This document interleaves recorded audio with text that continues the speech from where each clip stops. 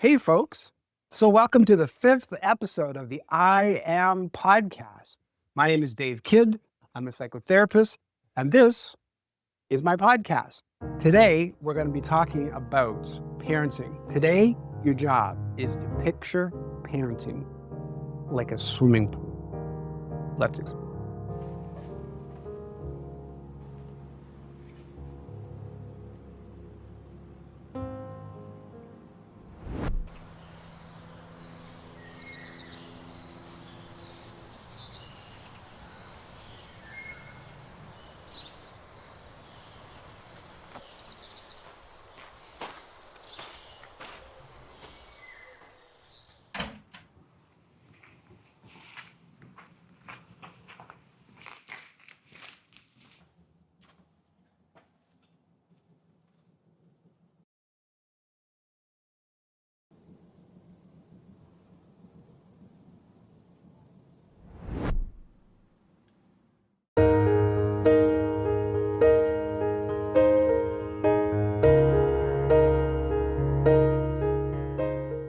As you know by now, the I Am stands for Internal Art Museum. And every week, I take a picture from my psychotherapy practice and talk a little bit about how that picture helps me as a therapist, my clients, and how it might help you as well.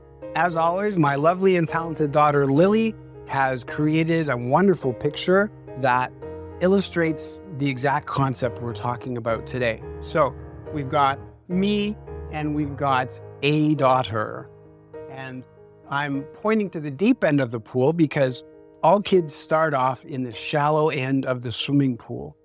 This is, of course, a metaphor for parenting where kids, we start off with holding our kids in the shallow end.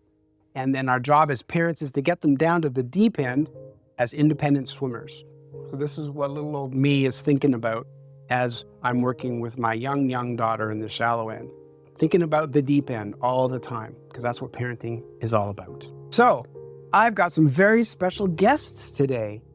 There are two lovely young women who go on and on and on about how amazing their parents are. So I welcomed them here today so that we could hear from the kids' side of this whole parenting issue. So I want to introduce you to Rosie. Hi, Rosie. Hello. And Lily. You probably guessed these are both my daughters. I'm going to go over a couple of concepts related to parenting that I use in my psychotherapy practice. And then we're going to have a little roundtable discussion about how all of this has looked in our family. And hopefully that might inspire you folks out there as you're dealing with your families, either from the parenting side or from the kids' side. So the first thing I want to talk about, again, is this idea of the swimming pool. So it's every parent's job to take their kids from infants, holding them in the shallow end, all the way through the deep end of the swimming pool as independent swimmers. And everything we do as parents is with that goal in mind. So as you'll note, probably from our conversations to follow, each kid's journey down the length of the pool is a little bit different. And as parents, we can't think after the first one, I've got this. We have to understand that each kid is unique and requires a new set of eyes in order to deal with things properly. It's also important as we get kids down the length of that pool for parents to balance encouraging with challenging. And again, this is such a difficult job for parents because it changes from day to day, sometimes from moment to moment. Sometimes a kid needs an encouragement. Sometimes a kid needs a challenge. And that same kid that was challenged yesterday might need to be encouraged today and vice versa. So it's really, really hard to figure that one out. But that's also part of the parenting job. So we've already got this image of the pool, but add to that an image of kids like clay. So when clay is new, is it easy to form? Okay, all right. So Okay, yeah, so you go to a craft store and you buy the clay. And after you buy the clay, is it easy to mold? It starts off soft, but gets harder as time passes. And this is what we have to be conscious of as parents as well.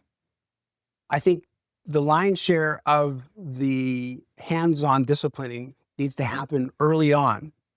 And it makes those early years really difficult and tiring and stressful.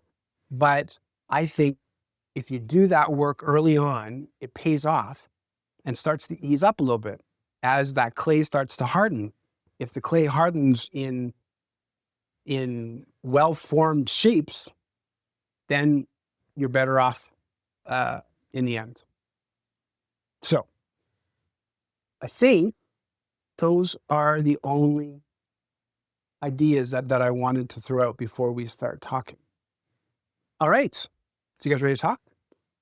Mm-hmm. This is going to be so fun. Okay. So let's start off with something easy.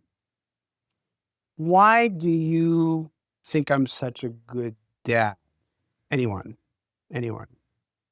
Nobody? Oh my gosh. No, I'm just... So let's start from the beginning. So what do you think about this image of parenting being like taking kids down the length of a swimming pool?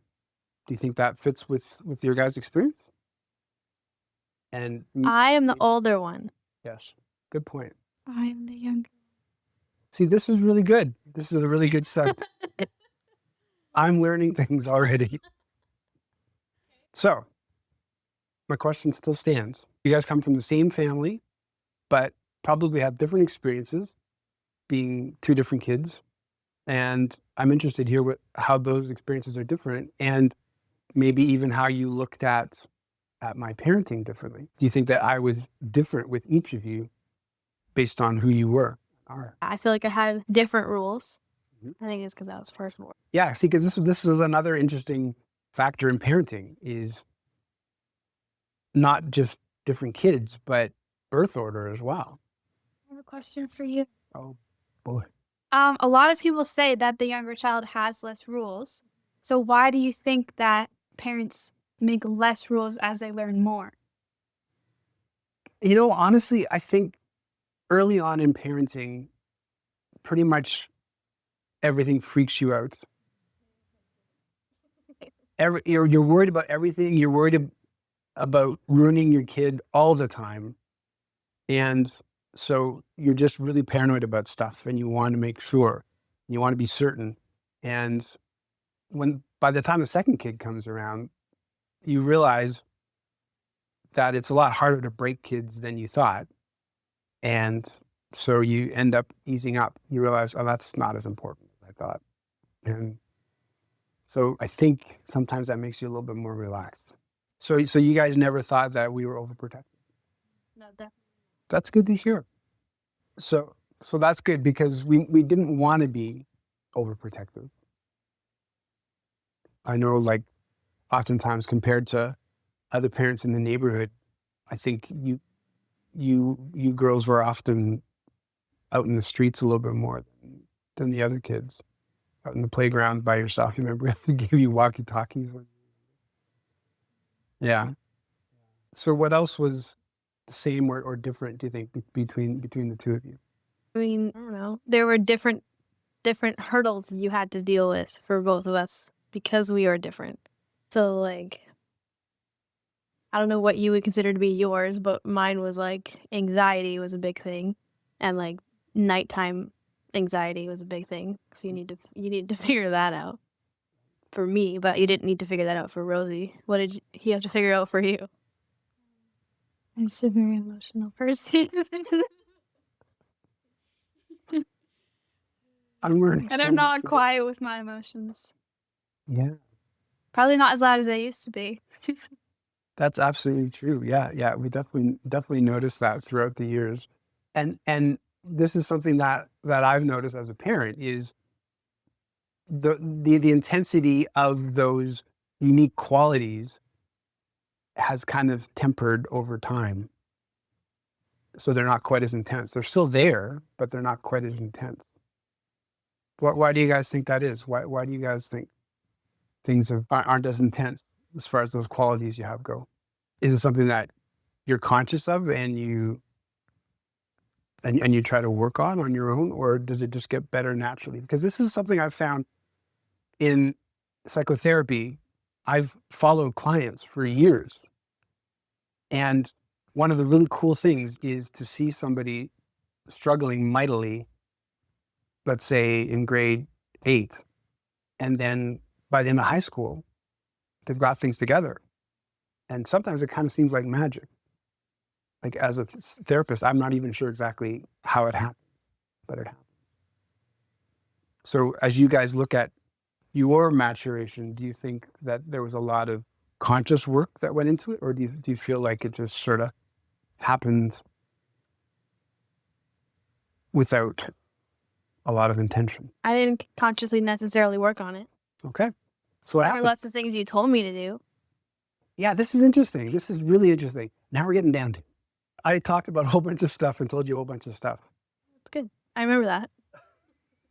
But what I'm interested in is like what you did with all that. Like, did that honestly just kind of go, or, and you figured things out on your own, or did some of those things sink in, or what? Well, of course, as a kid, you know this because you were there, but when for me specifically for the anxiety stuff, it's like you're telling me what to do, but I don't want to listen because you're my dad. Right.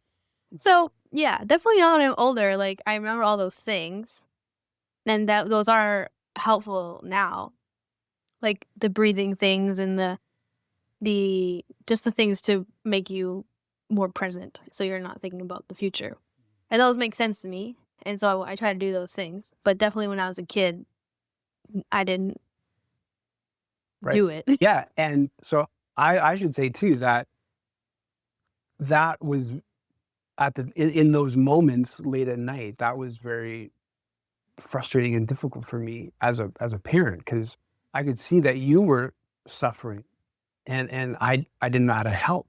And so it probably came out as anger, but really it was almost more kind of like more on the fear side of things. Like I didn't know what to do because I felt like I had the answer, but I couldn't transmit it to you in a way that you were ready to accept it.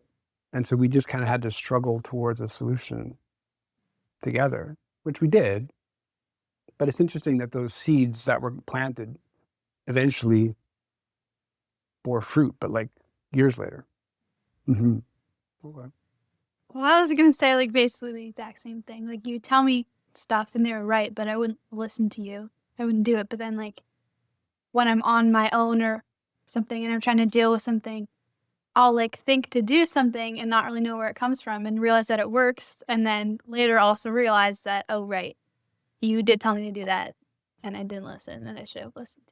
Oh, There's gotta be something unique in our experience of growing up with a dad who is a therapist and knows all these things and thinks these ways and knows that they work and knows what to do and what to say for the Mm. most part.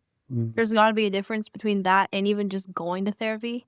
mm, Because, like, going to therapy, it's like you hear those things like one time or a few times, once a week or like once a month. And then it's up to you to go and figure that out when you're not there. Or you're like choosing to go. mhm. Or like it's at a designated place where you're going talking about these things. But there's got to be something that's different about having that all the time. Yeah, because Not saying- it's kind of forced on you, sort of. I guess. I'm not even saying it's a good or a bad thing. Just there's got to be something to that. I'd like to add to that. I think also going to therapy versus having a dad who's a therapist is like the perspective on what you're saying. If you're going to therapy, you know that you're going to a professional to work on a certain thing, and you know what they're saying is going to help you, and that's the only goal of what that is. Mhm. But then when you're saying it to me as a parent, I'm just like, oh, my dad is just saying stuff like, Yeah. here we go again. Yeah, so I would be dad first, obviously, Yes. right? That's what I was trying to say. Right. And so part of that dad first package is, I'm not going to listen. I'm not going to listen, right? Yeah. Pretty much. Right. Which is absolutely normal. Yeah. Well, it's very unique on both sides, because being a dad who's a psychotherapist, I feel like I've got some, unique experiences, and talk with people every day about this kind of stuff. But I also, you're not clients, and so I can't just, treat you like clients either. So it's a weird kind of dynamic where somehow I'd love you to have this information, but it's been difficult to figure out how to necessarily deliver it. Yeah. What about this other question? So this balance between challenging and encouraging. So parents have to figure out when to push their kids a little bit and when not to, and when to just kind of support and hold them and encourage. I actually think that you guys did a really good job with that. I always felt like I had you guys in my corner and that I can go to you for encouragement, and I still felt like I needed to try my best and challenge myself. Where did that come from? I need to do that, to challenge yourself. Was it something specifically that Mom and I said? I don't know if this is gonna make sense before I say it, but I think maybe it is because I had the freedom to do it and not the pressure to do it. Because I never felt, for example, like for grades or something. Like I knew that if I didn't get good grades, I knew that it wouldn't be like, It wouldn't be disastrous, like the end of the world. Mom and I wouldn't disown you, that kind of thing. yeah. But I had the freedom to do it because I knew I had your support and encouragement behind me at all times.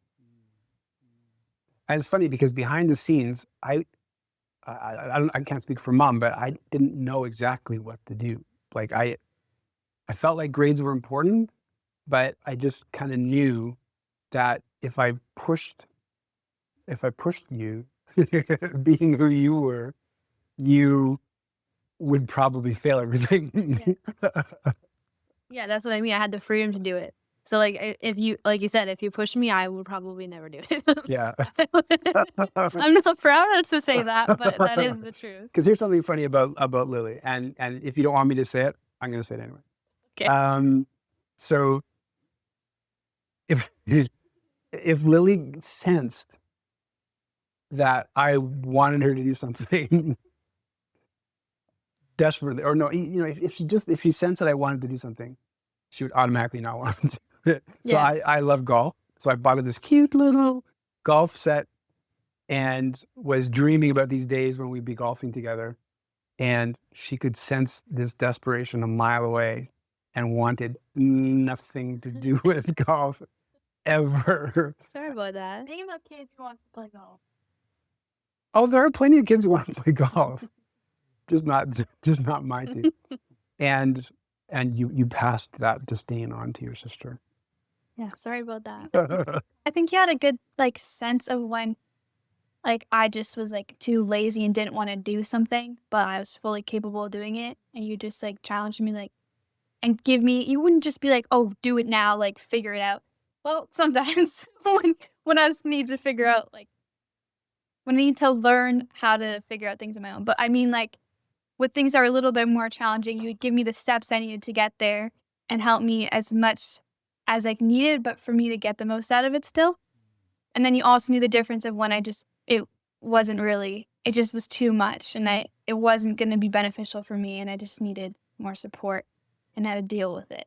Yeah, that's the tricky part, is knowing if a kid is capable of doing it, so you push them, or if they really aren't quite capable by themselves, and so you need to give them some help. Because if you don't play that right, then you end up discouraging your kid, right? If you push them when they're not ready yet, then you just discourage them, right? Like the swimming thing. That's very true. That's true. You are good at that. I was hoping we get around to that at some point. Yeah, no, that's very true. That's true. Is that helpful for you? Give a little background to those millions of viewers at home. Okay, so at one point, Lily was going for lifeguarding. And so I thought it was a good idea. And so I was kind of pushing her to do that. And she might not have if I hadn't pushed her. And so, so when she was 13, we enrolled her in this weekend lifeguarding course. And we get there, and everybody's in their 20s and 30s aside from maybe one other person or something like that. And so right away I thought, this is weird. This is almost kind of not fair for Lily. So it got to like, they got to the pool stage and and then they had to do these like just lap after lap after lap. I don't know what the point of this was, but Lily was like the last kid, the last one in the pool, and everybody was watching, and I felt very, very, very, very, very bad for her. And so after the first class, we left. Not even after, just when I was done doing the laps. When you were done doing the laps, then we left. It wasn't we just left and didn't go back because it was clear. And you did all those laps, like you didn't stop, like you could have stopped early, right, and gave up. So I was really impressed that you didn't give up. And so we decided that was enough. And I got a Diet Coke, so it was worth it. Yes. Yeah. So yeah. Yeah, but I knew that you wouldn't be like, yeah, I knew that it wouldn't be the end of the world if I didn't keep doing it. Like I Right. knew that you wouldn't be like crazy disappointed in me or anything. Yeah. So I just, yeah, like I always felt supported, but not in the overbearing way where I felt like I never needed to challenge myself. Right. So Right. however you did that, it worked. Okay. Good to know. Thank you. Somehow you instilled in me to have confidence in myself. That is incredible. I mean, that's really, really, really, really, really, really what I want. I know. And I knew that. And it must be part of what we're talking about right now. But I think however you did it definitely instilled that in me. Wow. Do you feel that? Yes. One way that you were like very supportive that I feel like is not as common with other parents is like we will tell you maybe one time that something's interesting to us and you'll just like come up to me and start showing me a bunch of videos or a bunch of things you learned about it. And like, I don't know, it just like kind of really encourages me to do whatever that was, like on a dance or something. Just because not only am I pursuing this dream, it's like you're doing it with me and you care so much about it too and my success as well. And you're just like very loud about how like proud you are about everything. Wow. Which like really helps me want to continue doing Wow. whatever it is I'm passionate about. Because you're also, you show passion in it too, even though you're not dancing either. Like bringing me to the ballet or like screaming at me to come into your room to show me this cool dance that you saw or something like that. Mm-hmm. Oh, great. Great. Well, one of the best things I think of parenting is seeing your kids excited about something. That was like one of the best feelings, like when either of you got excited about something so much that you couldn't stop from like doing your little hop, you know that little hop that you do when you get excited? You go, that's really, really cool as a parent to see, you know? They're good. Both of them. I think they're both good, like you and mom, Mhm. that I've heard of her. Mhm. You, Mom, right? yeah. Yeah. It's okay. Yeah, so you were always good at expressing if you were proud of something that we did, but you wouldn't lie about it. So like I knew, so like if we did something that was clearly stupid, you would gently let us know.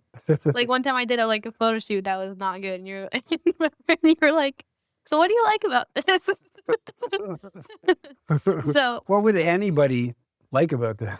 yeah. So last thing, I would like to hear about a stupid mistake that I made. Nothing? Okay. Oh, I know. Okay. When you forgot me in a timeout. I You did? put me in the bathroom and you forgot me there. Yeah, I forgot you. I couldn't say anything because if I talked, you were time to be longer. that was So I brilliant. wasn't telling you that you did too long and because I have no time perception. And you forgot me. Yeah. Sorry about that. I forgive you, I guess. Mom and I were like, oh my gosh, it's Thursday. We haven't seen Rosie since Tuesday. Yeah, okay, that was stupid. Sorry about that. You okay now?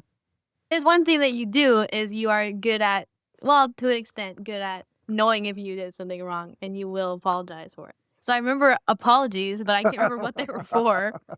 What about like when you were really young, you remember, and we would lock you in your room all night?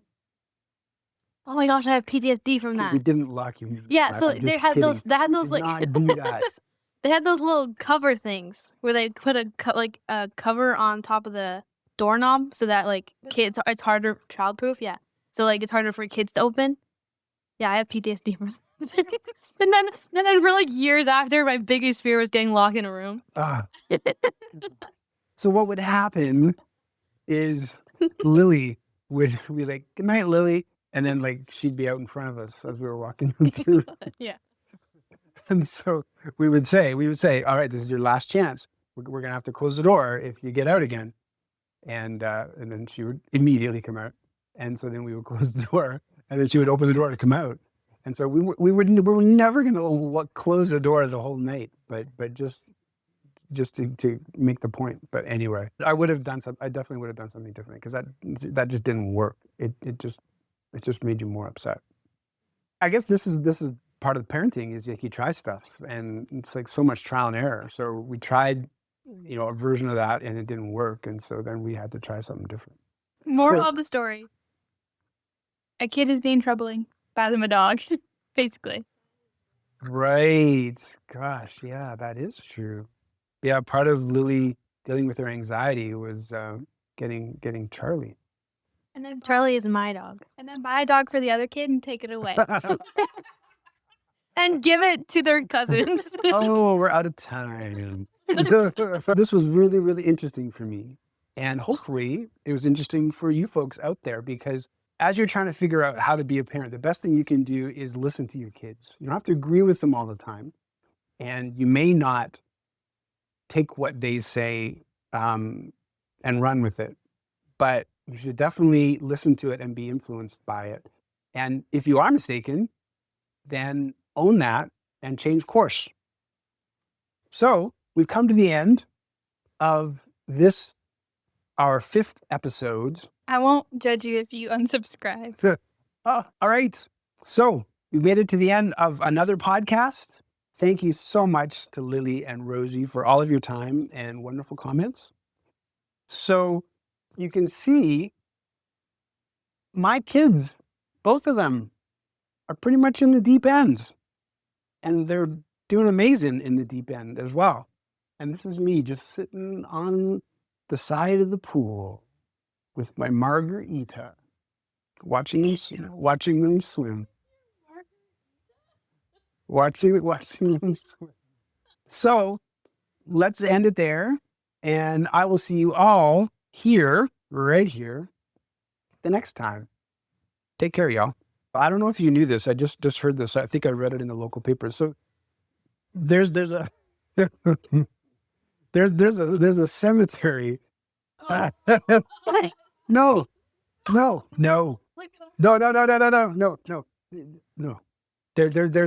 There's a cemetery on this hill, not very far away, and you girls will not believe this. I just read in the paper today that nobody that lives in our little town is allowed to be buried in this cemetery. Like, what the hell? What in the world? Yeah. Like, I mean, when I die, I want to be buried in the cemetery. But apparently nobody living in this little town is allowed to be buried in the cemetery. Isn't that confusing? Why is that? Yeah. Well, you have to be dead first.